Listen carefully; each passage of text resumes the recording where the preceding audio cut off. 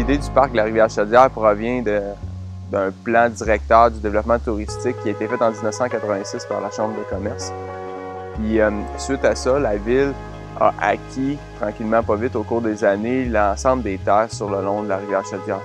Donc, depuis 2012, il y a eu des débuts de chantier pour faire là, des pistes cyclables et des sentiers piétonniers qui se sont finalisés au cours de l'année 2013.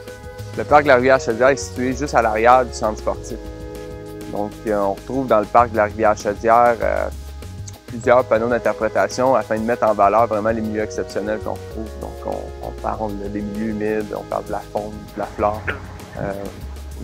Juste au niveau de la faune, on retrouve plus de 90 espèces d'oiseaux. Donc, chacun des panneaux d'interprétation qu'on va retrouver vont nous permettre d'en savoir un peu plus davantage sur ces différents éléments.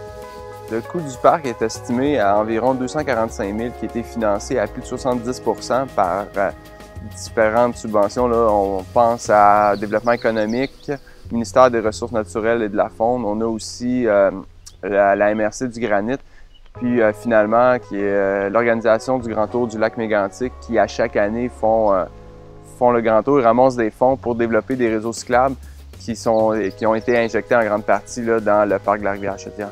Afin de pouvoir relier les 2,5 km de réseau cyclable qu'on a dans le parc de la Rivière-Chaudière à l'ensemble du réseau cyclable de la ville, on a aménagé une piste cyclable temporaire sur la rue Québec centrale, puis à partir du boulevard des Vétérans, là, une piste qui a 800 mètres. Donc ça permet vraiment d'avoir un réseau continu sur 11 km de réseau cyclable là, en toute sécurité.